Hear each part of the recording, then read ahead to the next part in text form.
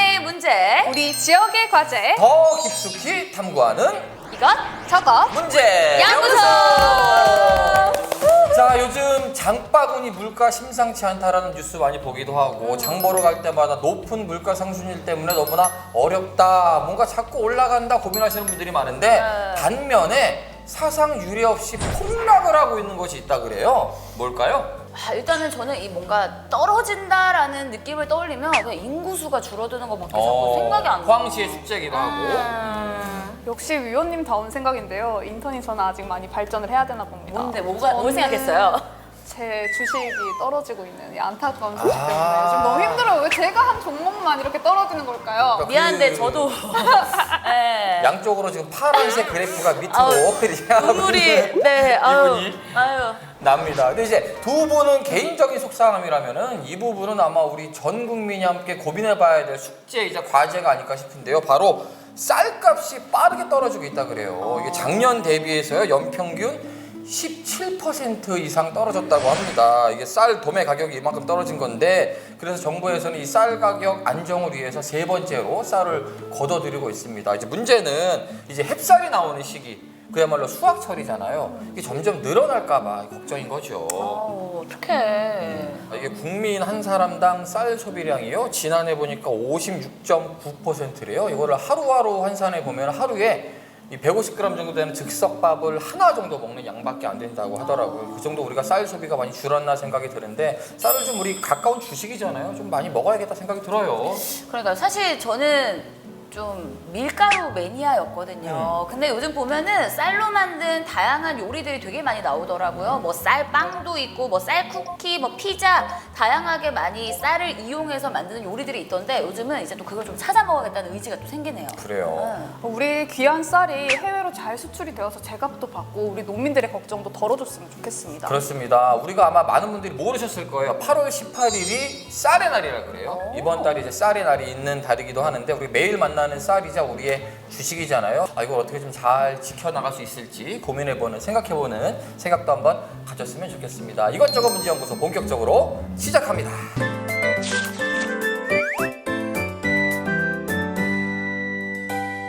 한 주간 우리 지역 이슈를 키워드로 정리해보는 마실연구실. 오늘 첫 번째 소식은요, 경주로 가보겠습니다. 경주의 이번 주 키워드는 속살입니다. 어머. 어머. 지금 제가 사실 시작할 때 저한테 살쪘다고 해서 지금 속살이 되게 예민한 상태인데 속살 말씀하시는 건가요? 그 얘기인가? 경주에서 뭐 맛있는 거 먹고 왔어요? 아우.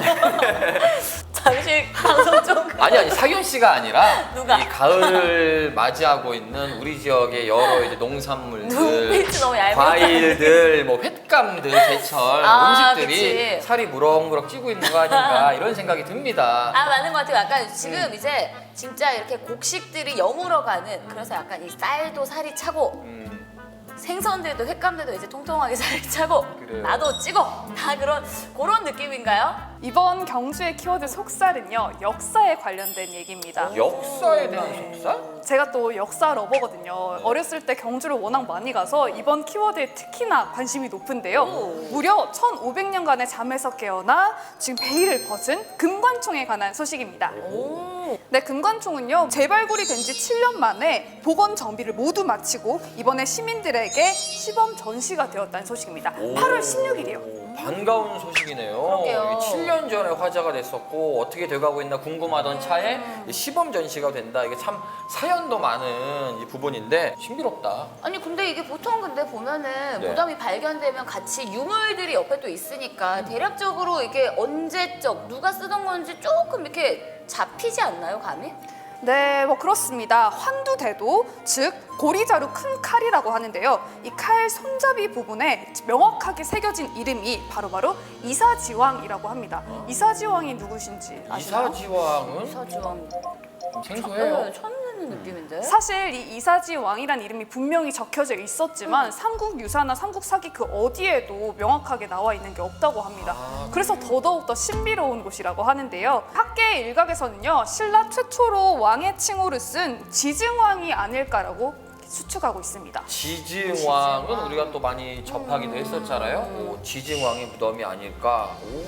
야, 그러면 16일에 개관을 했다고 하면 저도 가서 지금 볼 수 있는 거예요? 네, 직접 보실 수 있습니다. 근데 앞으로 더 많은 것들이 들어온다고 하는데요. 본격 개관은 내년 상반기에 개관이 된다고 합니다. 내년 상반기에는 정식 개관이고 지금은 시범으로 이제 개관을 한 겁니다. 그러니까 사실 경주하면 우리가 지붕 없는 박물관, 네. 도시 자체가 역사책 이러는데 이 책의 한 페이지가 완성이 된 거 아닌가 생각이 들거든요. 여러분들 시간이 좀 나시면 이 시범 관광일 때라도 가서 한번 보시면 신라 문화를 향유할 수 있지 않을까 생각을 해봅니다. 네. 더구나 이 내년이 정식 개관이라 그랬잖아요. 이 정식 개관 시기가 오면은 주경 인턴이 다시 한번 이야기를 해주세요. 네, 체크해 두겠습니다. 넘어가기 전에 역사 러버로서 저 하나 질문이 있는데요. 뭐요? 두 위원님들 맞춰보세요. 갑자기? 네, 이게 고 금관총에 관한 것이었잖아요. 묘와 고분, 총, 능, 이 차이가 각각 뭘까요? 그 신분이 올라갈수록 커지면서 이름이 바뀌는 거잖아요.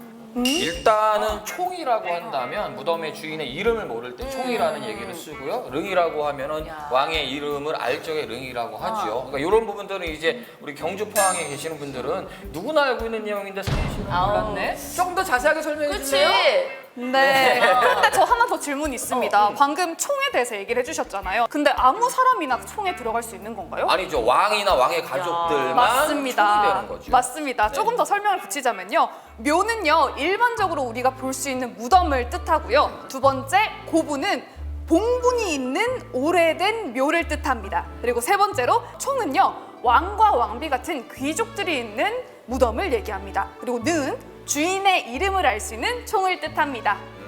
이 부분은 아마 경주를 찾으실 때 도움이 돼요. 천마총도 가고 대릉원도 가는데 왜 하나는 총이고 왜 하나는 응인지 궁금하셨던 분들은 아마 오늘 도움이 잘 됐을 것 같습니다. 기억해 두시고 역사 한번 함께 하시면 좋을 것 같네요. 다음 지역으로 가보도록 하겠습니다. 네, 다음 지역으로 가보겠습니다. 이번에는 영덕으로 떠나볼 텐데요. 드라마 주인공입니다. 드라마 영덕의 주인공. 드라마 주인공. 아, 이런 거 아니에요? 막 요즘 포항에서 왜 그 막 공효진 씨 나왔던 드라마도 막 촬영하고 동백꽃이 네, 있었고 그런 것도- 갯마을도 맞아요. 있었고 이런 식으로 이 지역에서 드라마 촬영 많이 하잖아요. 그래서 이번에는 영덕에서 뭔가 크게 하나 들어오는 거죠. 영덕은 말이죠. 어. 그대 그리고 나 계속 계속 이 참 유명한 드라마가 있었는데 모르시는구나. 몰라.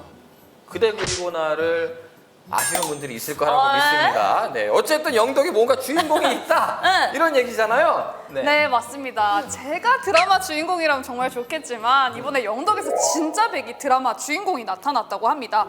영덕군에서 웹드라마를 촬영했다고 하는데요. 바로 이 드라마에 출연할 조연 배우 5명을 영덕 군민을 대상으로 공개 오디션을 통해서 선발한다는 소식입니다. 이 드라마는요, 마을 사람들이 한 식당에 모여서 요리를 만들고 또 음식을 나눠 먹으면서 일어나는 따뜻한 삶의 이야기를 담아낼 예정이라고 합니다. 영덕형 레시피 공모전을 통해 선발된 요리들까지 소개가 된다고 합니다.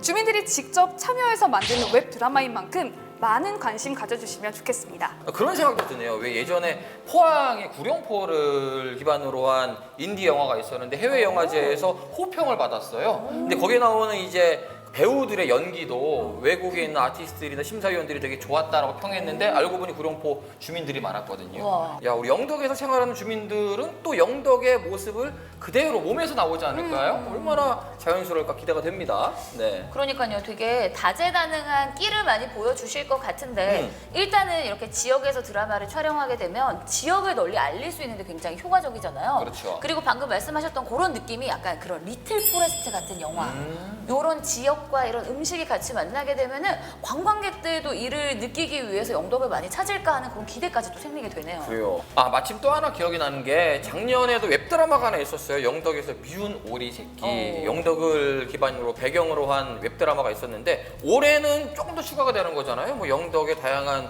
음식들, 레시피 더불어서 영덕 군민들까지 함께하고 있다고 하니까 업데이트 되면은 우리가 꼭 한번 챙겨서 보자고요. 알겠습니다. 네. 기대되네요.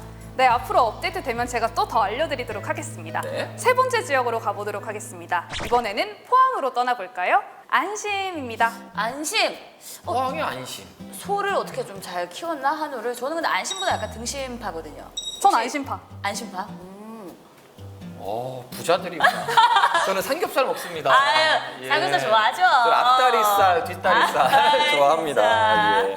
아니 농담이었고 포항에서 안심. 뭔가 기분 좋은 소식일 것 같기는 해요. 포항에 있으면 뭔가 안심된다. 오. 뭐 재난 재해로부터 안심할 수 있다. 뭐 이런 얘기들. 느낌 딱 좋은데요? 2012년부터 포항 시민의 안전한 자전거 이용을 지원하고 또 불의의 사고를 대비하기 위해서 자전거 보험에 가입을 했다고 합니다. 올해도 그 자전거 보험을 갱신했다고 하는데요. 포항시에 주민 등록을 두고 있는 시민이라면 누구나 그 혜택을 받을 수가 있고요. 별도의 가입 절차 필요 없습니다. 누구나 자동으로 가입이 된다고 합니다. 그 말은 시민들을 위한 최소한의 안전장치를 시에서 마련해줬다라고 생각이 되니까 이 부분은 굉장히 좀 칭찬해주겠다라는 생각이 들고요. 이게 찾아보니까 지난해부터 올해까지 보상금으로만 이미 1억이 넘는 돈이 나갔대요. 그러니까 많은 시민분들이 이미 혜택을 보고 있다고 하고 올해도 좀 안심하고 자전거를 탈 수 있는 또 한 해가 되지 않겠나라는 생각이 듭니다. 그런데 만약에 사고가 날 경우 우리 포항 시민들 어떻게 대처하면 되는 거예요? 네, 사고가 만약에 나게 된다면요. 보험료 청구서와 함께 관련 증빙 서류를 갖춰서 보험사에 보내면 그 혜택을 받을 수 있다고 하니까요. 반드시 기억해 두시면 좋겠습니다. 또 우리 지역에 자전거 보험이 있는 곳이 있는데 혹시 아시나요? 오, 포항 말고도요? 네, 그렇습니다.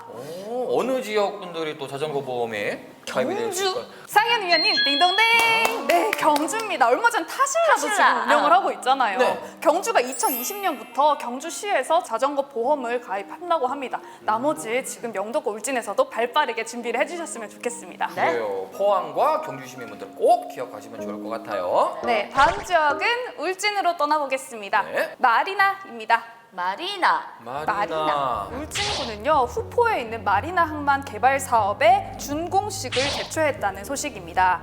후포 마리나 항만은요, 해양수산부에서 선정한 국가지원체 1호 거점형 국제 항만이라고 하는데요. 약 8년 만에 결실을 맺게 됐다고 합니다. 오, 반가운 소식이네요. 이게 사실은 바다를 끼고 있는 도시들로서는 부가가치를 낼 수 있는 사업으로서 많이들 하고 있더라고요. 포항도 아마 내년을 그 기공식을 목표로 하고 있을 거예요. 형산강 요트 마리나라고 해가지고 하고 있고 또 울진은 벌써 준비가 됐네요. 그러니까 요즘 동해안이 요트의 메카로 떠오르고 맞아요, 있다고 맞아요. 하더라고요. 이렇게 뭐 요트의 뭐 선박과 이런 것들을 넘어서서 해양 스포츠까지 즐길 수 있는 기반들이 잘 마련이 되면 훨씬 더 발전할 수 있지 않을까라는 생각을 하면서도 사실 안전 이런 부분에 있어서는 확실하게 뭔가 준비된 게 없기 때문에 이런 부분들을 조금 조심을 해서 생각을 많이 해야겠다는 생각이 드네요. 그렇죠. 이게 다 완성이 되면은 우리 지역에 뭐 요트를 타고 오면서 포항 찍고 잠시 쉬었다가 또 요트를 가지고 이제 울진도 가고 영덕도 가고. 어우, 너무 좋다. 관광 산업이 좀 다 같이 활성화될 수 있는 그런 시절이 됐으면은 좋겠습니다. 좋은 말이 나왔으면 좋겠어요. 그러게 마리나. 자, 다음 지역으로 가봅니다. 네, 다음 지역은요, 바다 건너 울릉으로 가보겠습니다. 팔촌까지입니다. 8촌까지.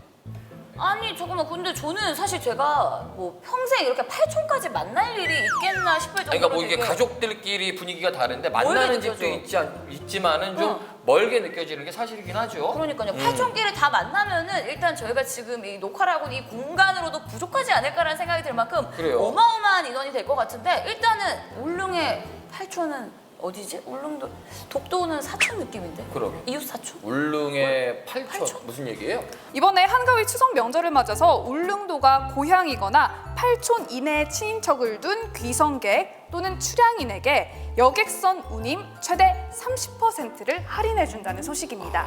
두 분은 혹시 울릉도의 친척이나 없는데 나 이거 어떻게 잠깐 이렇게 수소문을 조금 해봐야 될 것 같아요. 이 정도면은 알아볼 만하다. 30% 할인이라면은 주변에 수소문을 조금 해볼 만한데요. 혹시 사돈의 8촌도 되나요? 사돈의 8촌까지 되면 좋겠지만 그러면 8촌이 넘어서잖아요. 아, 그러네요. 그렇죠.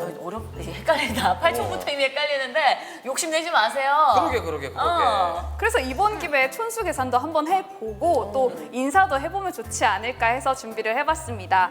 할인 받으려면요, 기간 내에 미리 울릉군청 홈페이지를 통해서 신청해야 된다는 점은 잊지 마시고요. 선사에 따라서 할증료 등 요금은 다소 차이가 날 수 있으니까 주의해 주셔야겠습니다. 그래요. 사실 코로나 등으로 인해서 울릉도의 고향을 찾는 분들이 많이 좀 줄었다 그래요. 명절 때 특히. 그러니까 요때를 이용해서 우리 고향 방문해서 가족들과 함께 좋은 시간 보냈으면 좋겠습니다. 반가운 소식이었습니다. 추경 인턴 고생이 많았습니다. 고생했어요. 네, 저는 다음 주에 더 생동감 있는 이슈들로 찾아뵙겠습니다.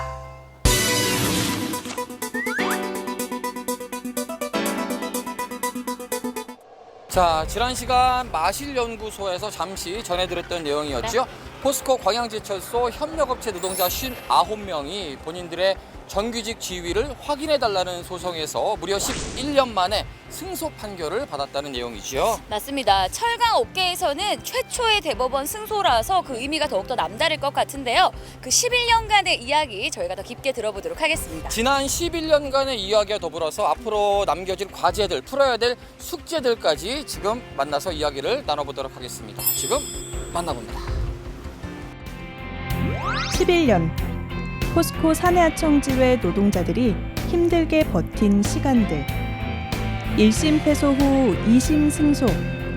마지막 대법원의 판결만을 기다리던 지난달 마침내 정규직 지위를 얻었습니다. 오랜 세월 함께 준비하고 다 같이 마음고생하며 이겨낸 세월. 그 보상을 드디어 받게 되는데요.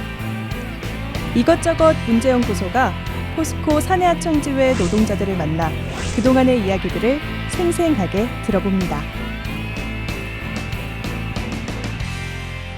네, 현장의 목소리를 듣기 위해 포스코 사내하청 지회에 나왔습니다. 오늘은 두 분과 함께 이야기를 나눠볼 텐데요. 목수조 수석 부지회장님 그리고 김승필 부지회장님과 함께합니다. 안녕하세요. 반갑습니다. 네, 안녕하세요. 반갑습니다. 예, 포스코 광양제철소 사내업체 노동자분들 59분에 대한 이야기인데 사실 59분에 대한 이야기가 끝난 게 아니잖아요. 이 뒤에 이어지고 있는 소송들이 있고 이 소송에는 우리 지역 포항제철소에 근무하고 계시는 분들이 상당수입니다. 그렇기 때문에 여러분들께서 관심 있게 이 이야기를 끝까지 들어오셨으면 좋겠습니다. 이 사건이 시작된 배경을 먼저 들어볼게요. 재판을 시작하게 된 이유는 배경은 어떻게 되는 거예요? 2010년에 현대자동차에서 불법 파견 소송이 대법원에서 승소 판결을 받았습니다. 거기에 승소 요인은 자동차 업계를 비롯하여 제조업은 노동자의 파견이 불법이라고 나왔습니다. 그래서 저희들도 사내하청 노동자가 정규직이라고 판결한 데 대해서 저희들도 확신을 가지고 먼저 광양에서 노동자들이 15명이 불법 파견 소송을 진행하게 되었습니다. 그렇게 소송이 진행이 됐는데 일단 1차 소송 결과가 패소였어요. 일단 패소했다라는 이야기를 들었을 때 그 원인을 좀 많이 분석을 조금 해보셨을 것 같고 분위기도 조금 되게 어수선하기도 하고 좀 힘드셨을 것 같은데 그때를 조금 이야기해 주실 수 있을까요? 당시 1심 법원의 패소의 원인은 이제 포스코에서 이제 근로자 조퇴라든가 뭐 휴가 이런 근태 관리 시스템을 포스코에서 관여하지 않는다. 그리고 또 업무상 지휘 감독권을 행사하지 않는다. 그리고 사내하청 노동자가 포스코와 같은 공간에서 작업을 하지 않는다. 그리고 또 뭐 포스코에 결혼이 발생하였을 때 하청 노동자들이 대체 업무를 수행하지 않는 점 근거로 1차에서 패소를 하였다고 알고 있습니다. 그리고 1차 판결 패소했을 때 분위기는 뭐 증거에 대해서 얘기를 해야 되다 보니까 증거가 우리가 좀 부족하구나 이런 부분에서 좀 더 노력하면 다시 하면 승소할 수 있겠구나 그런 분위기였다고 저는 전해 듣고 있습니다. 그렇게 해서 2심으로 넘어가게 돼요. 그래서 15분이 44명의 소송 참여자가 더해서 총 59분이 되는데 2심에서는 사실 1심 판결을 좀 뒤집어야 되는 거잖아요. 어떤 배경들, 어떤 상황들이 있었는지 그때 얘기를 조금 더 들어볼게요. 1차 소송의 1심 판결을 뒤집기 위해서 포스코의 작업 지시사항, 인사평가 등 모든 자료를 취합해서 저희들 변호사하고 토론하고 그리고 소송 당사자들도 적극적으로 참여하여 자료를 준비했습니다. 그렇게 준비한 결과 2심 재판부가 포스코가 협력업체 직원들에게 간접적으로나마 업무에 관한 지시를 하는 등 지휘 명령을 한 사실이 인정된다라고 하면서 승소 판결을 이제 또 받으셨어요. 근데 상고심도 포스코와 노동자들 사이의 근로자 파견 관계의 성립이 쟁점이 됐다고 들었습니다. 이 부분에 대해서 살짝 설명을 덧붙여 주시면요. 예. 모든 증거의 핵심은 저희들이 주장하고 있는 것이 이제 포스코가 이제 하청업체에서 이제 간접적이나 직접적으로 작업 지시를 하고 있느냐 안 하냐가 핵심인데 MES라는 것은 통합 생산 관리 시스템인데 사람이 직접 지시를 하지 않아도 이 전자작업 지시로 작업 시스템으로 지시를 하고 있다 이런 부분인데요. 이 부분이 제일 커서 아마 성소를 했는데 그 중에서도 이제 사람이 구두로 얘기하는 거나 전자 시스템으로 지시하는 거나 어쨌든 원청에서 지시를 하는 건 똑같다 이렇게 판결을 했고요. 그리고 또 두 번째 같은 경우는 일반 제철법에 의한 생산 관리 시스템은 이 아까 얘기했던 MES 시스템 이걸 따라하지 않으면 생산에 차질이 생깁니다. 불량이 날 수도 있고요. 아니면 작업을 할 수도 없게 여러 가지 문제가 있기 때문에 생산에 문제가 생기고요. 그리고 세 번째, 협력업체가 자체적으로 설비를 보유하고 있지는 않습니다. 도구 업무를 수행한 능력이 없다고 판단하시면 되겠고요. 그리고 덧붙여 이제 협력업체에도 보면은 표준 작업서라고 있습니다. 저희들이 대부분 포스코에서 인계를 받았습니다. 안에 있는 건물들 보면 그러면 작업 표준서를 만들게 되면은 포스코로부터 성락 아닌 보고를 하게 됩니다. 이렇게 작업 표준서를 해도 됩니까? 이런 부분들이 다 점거를 통했고요. 그런 부분에 있어가지고 저희들이 그냥 포스코로 직접적이나 간접 지시 아니면 전자 지시로 받기 때문에 저희들 이런 부분에 점거로 다 챙겨돼서 이겼다 이렇게 저는 알고 있습니다. 자, 그렇게 싸웠죠. 그리고 결국 2022년 대법원에서 원고와 피고 사이에 근로자 파견 관계가 성립한다라고 판단하면서 11년간의 싸움이 드디어 끝이 났습니다. 11년 동안 싸워오면서 사실 수만 가지 감정이 드셨을 것 같은데 이 결과를 받아들이실 때 느낌이 좀 어떠셨을지도 궁금해요. 그날은 엄청 기쁜 날이었습니다. 21년도 12월 30일에 한번 판결을 하겠다고 대법원이 했는데 다시 연기를 하게 됐습니다. 그리고 7개월 후에 나타난 결과에서 그때 판결을 받고는 모든 사람들이 밖으로 나가서 서로 부둥켜 안고 만세 부르고 엄청나게 기쁘게 성소를 맞이했던 것 같습니다. 그러니까 이제 59분의 광양제철소 직원들에 대한 판결이었지만 같은 소송을 진행하고 있는 우리 포항제철소 직원들도 이제 본인들의 이야기처럼 기분이 좋을 수밖에 없죠. 네, 맞습니다. 이어가자면 지금 800여 명 정도 된다고 하더라고요. 사내 하청 근로자분들이 포스코를 상대로 집단 소송을 좀 진행하고 있어요. 비슷한 내용일 것도 같은데 이 소송 내용에 대해서 우리 지역분들이니까 또 한 번 더 자세히 들어보도록 하겠습니다. 불법 파견이라는 거잖아요. 쉽게 해서 파견 근로법에 대한 이분들이 파견을 하게 되면 2년이 되면 정기적으로 채용을 해야 되는데 채용을 하지 않았다는 것이죠. 근데 그것이 바로 불법으로 파견을 했다라는 그 증거를 저희들이 법원에 제출해서 이걸 저희들이 이제 성소를 하고 있고 지금 1차부터 8차까지 요즘 준비를 하고 있는 내용들입니다. 적은 수가 아닙니다. 800여 명 정도 돼요. 근데 그러면 우리 지역, 이 포항 지역 근로자분들은 이 중에서 몇 분 정도 참여하고 계신 거예요? 예, 지금 현재 포항에서는 하청 노동자들이 4차부터 시작을 했습니다. 4차는 1심과 2심에서 승소를 해가지고 지금 대법원 최종 판결을 기다리고 있습니다. 네. 그리고 5, 6, 7차는 아직 516명이 서울지방법원의 1심을 진행 중인데요. 아마 올 연말쯤 좋은 소식이 나오지 않을까 생각하고 있습니다. 지금 광양과 포항제철소 사내하청 노동자들이 민주노총에 가입하고 이제 소송 이 부분에 지금 바람이 좀 다시 또 불고 있습니다. 불고 있고 우선 8차는 8월 말까지 이제 소송을 받을 거다 지금 이렇게 하고 있고요. 9월 초쯤 되면 소송에 접수할 계획입니다. 지금 아직까지 포스코에서 소송에 가입해 있는 사람에 대해서 학자금을 지급하지 않는다든지 또 회사에 여러 인사 불이익을 준다든지 그런 문제들이 있어서 밑에 조금 연약한 직원들은 아직도 망설이고 있는 그런 경우가 많이 있습니다. 근데 또 이런 우려의 목소리도 있어요. 이번 판결이 국내 노동시장의 현실을 충분히 반영하지 못했고 이렇게 되면 기업이 경쟁력을 잃는 것 아니냐. 이런 입장에 대해서는 어떻게 생각하세요? 우리나라가 1997년 IMF 겪은 이후로 네. 비정규직이 많이 발생을 했는데 이게 그 시대에 도입하는 과정에 안 좋은 것만 도입하게 된 거죠. 쉽게 해서 독일이나 외국에 보면 비정규직이 고용에 대한 불안 때문에 급여가 상당히 높아요. 왜? 힘들고 어려운 일을 하니까 당신네들은 급여를 많이 주는 것이죠. 근데 이상하게 우리나라는 도급된 게 힘들고 어려운 일은 못 배우고 공부하지 못한 자들이 하는 거야. 이렇게 돼버리는 게 좀 문제다. 저희들이 항상 이게 노동의 대가가 좀 문제가 있다. 요거부터 일단 짚고 넘어가야 되는 거고요. 두 번째 같은 경우 정규직이 많으면 회사가 힘들지 않느냐. 다음에 채용도 힘들지 않느냐. 근데 지금 얘기하는 정규직이라는 거는 급여가 높은 사람들을 얘기하는 것이고 포항을 봤을 때 어떻게 보면 수요와 공급입니다. 돈을 많이 받는 사람이 임금이 높은 사람이 많아지면 1,000원을 써도 이 지역에 더 쓸 수 있는 겁니다. 고액 연봉자가 있으면. 그러면 당연히 시장이 돌아가게 되는 것이고 그러면 시장이 활성화되면 이 지역이 발전하는 것이고 더 크게 봐서는 이 나라가 발전할 수 있는데 유급보험 몇 수십 정도 들고 있으면서 이 사람들이 투자를 하지 않고 안 써버리면요 그냥 수요와 공급 자체가 안 맞아버리는 거죠. 그걸 가지고 본인들이 항상 얘기를 하는 것은 뭐 이 사람들 다 처형하면 돈이 없다, 힘들어진다 얘기하는데 그런 프레임에서 좀 벗어나야 된다. 왜?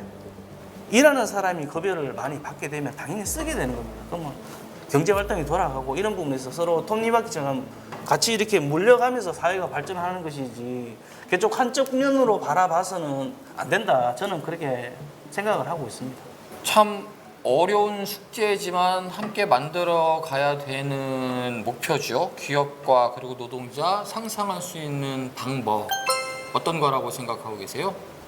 일단 그 포스코이라는 데가 언론이든 밖에서 알려지는 데는 뭐 초일류 기업 이렇게 얘기를 하고 있지만 아직까지도 포스코 안에서는 노동조합에 대한 인식이 많이 안 좋습니다. 네. 더군다나 민주노총에 대한 불신 이런 것도 있고요.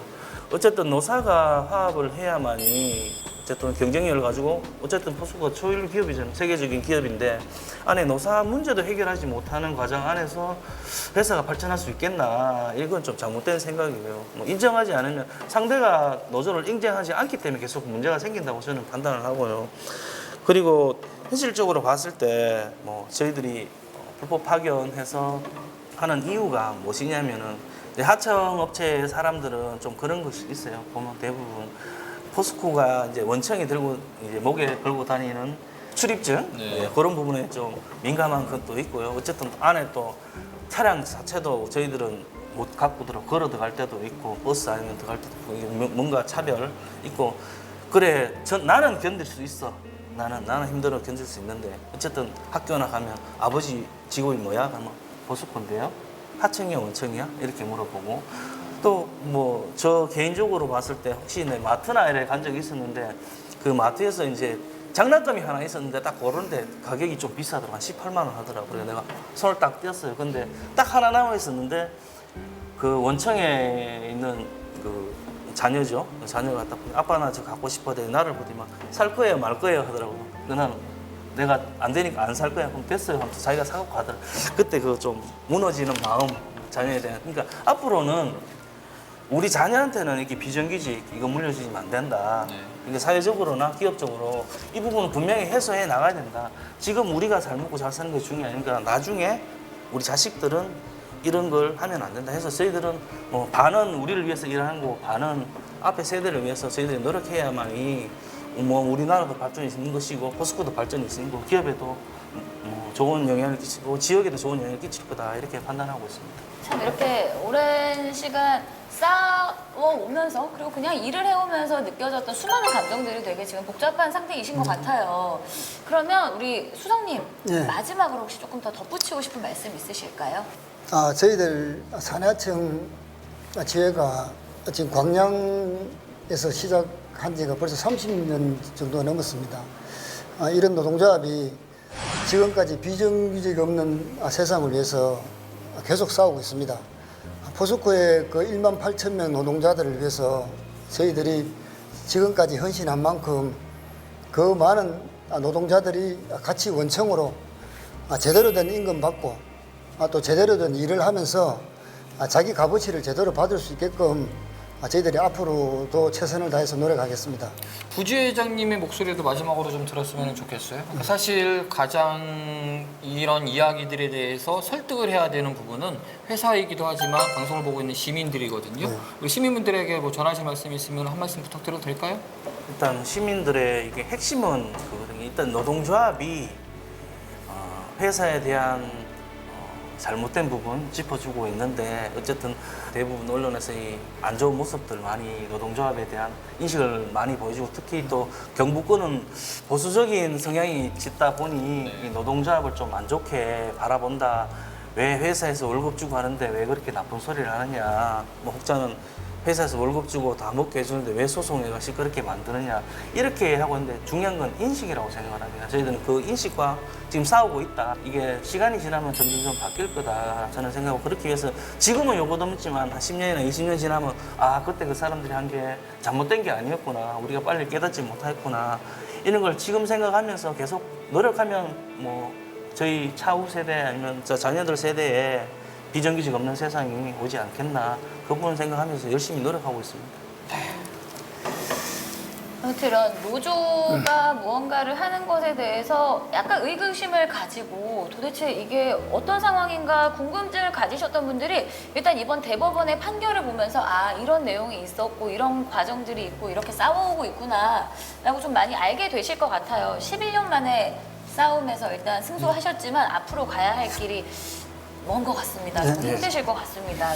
끝까지 저희도 잘 지켜보도록 하겠습니다. 오늘 방송을 보시면서 우리 노동자분들의 이야기를 긍정적으로 보시는 분들도 계실 거고요. 또 비판적으로 보시는 분들도 계실 거예요. 하지만 우리가 중요한 건 같은 노동자라는 거죠, 누구나. 그러니까 이 이야기가 맞든 틀리든 나의 의견과 상관없이 우리 주변의 노동자들의 이야기를 좀 끊임없이 들어가는 그런 습관과 관심을 좀 가졌으면 좋겠다라는 생각이 오늘 이야기를 하다 보니까 많이 났네요. 앞으로 뭐 가야 될 길이 많은 것 같습니다. 예, 여러 가지 이야기들 나올 때마다 저희가 찾아뵙도록 하겠습니다. 바쁘신데 이렇게 말씀 주셔서 고맙습니다. 예, 네, 감사합니다. 고맙습니다.